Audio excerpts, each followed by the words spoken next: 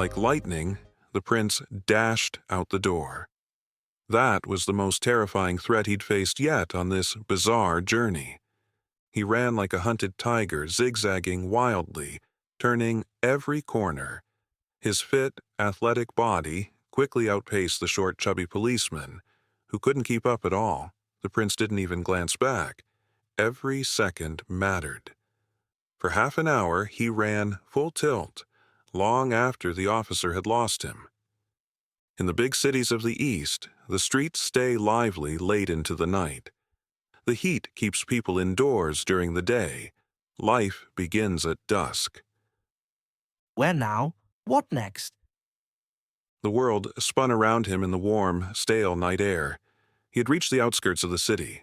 Not far off, he saw a river. Jimmy had said, that's where the underworld began. Maybe Jimmy's contacts can help him get to Elmira. But where are the clubs? Well, one thing was certain. The truth would come out soon enough. It wasn't exactly likely that Fulig Jimmy and his offspring would be the next in line to the throne of St. Antonio. His nose had swelled into something grotesque, and his lip was stretched crookedly where it had split open. His clothes were a mess, bloody, muddy, and torn to shreds, and he didn't have a single coin to his name. So first things first, he had to find the underworld. It had to be out here somewhere, he was sure of that. Locals moved in noisy groups toward the outskirts, shouting and laughing. Rickshaw pullers dashed past with their two-wheeled carts. The blazing full moon above was dimmed by clouds of thick, swirling dust. The dust crept down his collar, stung his skin, mixed with sweat, and left him sticky, itchy, and miserable. His throat burned with thirst. But where could he drink? And with what? He pushed open the first tavern he found. The air inside was thick with the stink of pipes, spilled liquor, and damp clothes. Noise clanged from every direction. Voices, glasses, music. Excuse me, may I have a glass of water? You may. Looks like you've had something else already today. He gulped down the water and sighed. Music played on a worn piano. The bar was full of rough-looking types and women of every race. Tell me, innkeeper, is this the underworld? What? What underworld? You know, where certain clubs meet in Singapore? Get out while you can. Decent folks come here. Cyclists and unemployed tour guides. He hurried out without another word. He had to do the same at several other places, each time provoking outrage with his innocent question. Apparently, Singapore had no underworld at all. But then why all the reports in the papers about burglaries, robberies, and police raids? By now, he had reached the riverside where crooked, sagging mud huts lined the banks. The air was thick with the acrid stench of native and Chinese poverty. It made him feel sick. People sat on the ground around open fires, roasting fish. Skeletal opium addicts slumped in corners, barefoot children ran shrieking through the dust, and disheveled women squabbled or stared vacantly from behind greasy windows.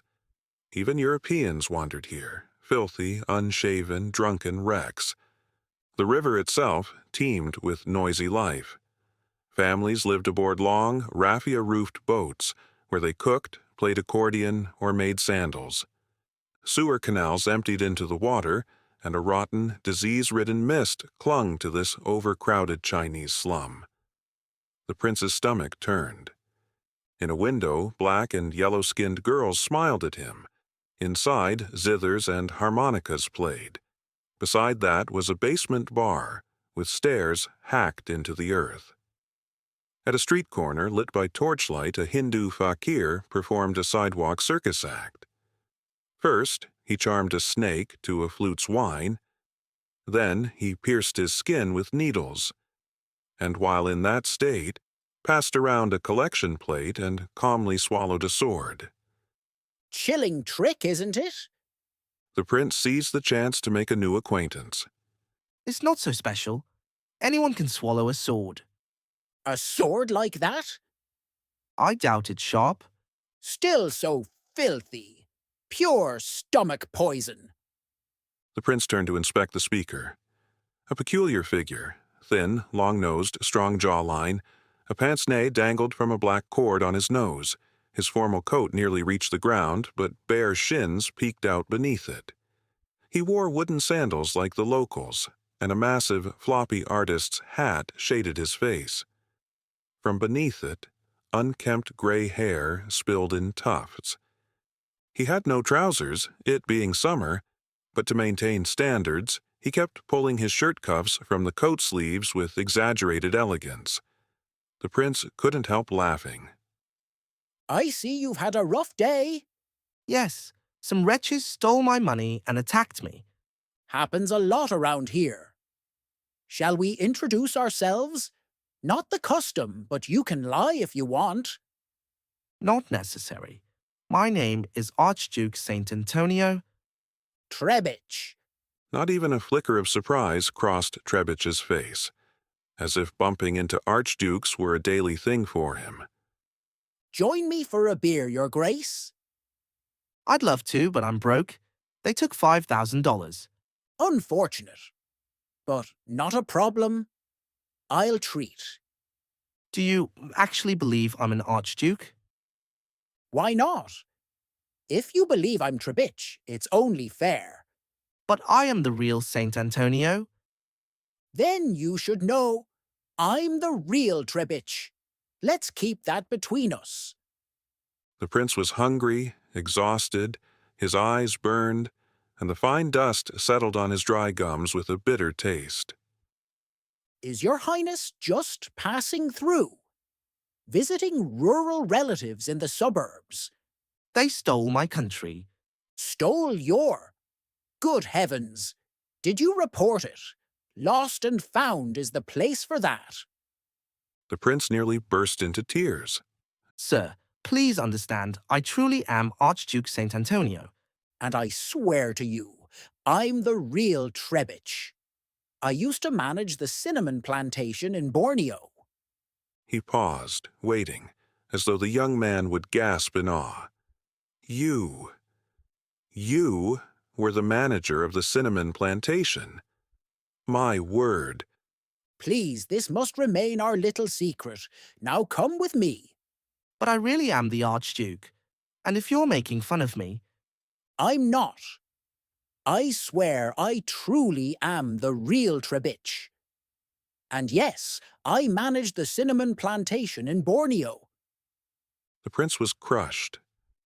Finally, a kind soul. And he turned out to be utterly mad. No doubt about it, the real Trebich was a lunatic. And where is Your Highness headed now? I'm looking for the underworld. Splendid. Let's go together. I'm on my way there myself. To the underworld? Absolutely. With the clubs? Indeed. I frequent them nightly. Somewhat uneasy, the prince followed him. They were already nearing the delta of Singapore. Mud squelched beneath their feet. Railway tracks ran atop a raised embankment. Now and then a sagging hut appeared, and sometimes shadowy figures slipped by in the dark. The prince found the scene eerie, especially the twisting beams of violet and red signal lights from the tracks above. Where was this madman taking him? Trebich strode along with his long-nosed pince-nez and that perpetual genial smile, like a respectable grocer. The land dipped toward the many-armed river mouth, their footsteps squishing into the muck. They had been walking across that deserted terrain for nearly an hour and a half. Where are you leading me? Why, as you asked, Your Highness. To the afterworld. I said underworld. Same thing, same thing. A train whistle cried out faintly in the night. The prince stopped, panting and half-faint from exhaustion. I'm not going any farther. Really now? Why such a sudden decision? I won't. And remember, I am Saint Antonio. Then allow me to swear. on whatever you like that I am the true Trebitch. Let's unite forces. What could he do? His head pounded. The world swayed. I'm turning back. Your Highness, just 100 steps ahead, that yellowish light, you'll find the old Dutch harbor. That's where, you know, the world you seek begins. Indeed, through the mist, a hazy glow could be seen a few 100 feet away. They moved onward. Cicadas shrilled all around, and splashes accompanied their steps as frogs leapt from their path. Bit monotonous out here, but refreshing, wouldn't you say? The marshland reeked of rotten eggs, choking their lungs. To be continued.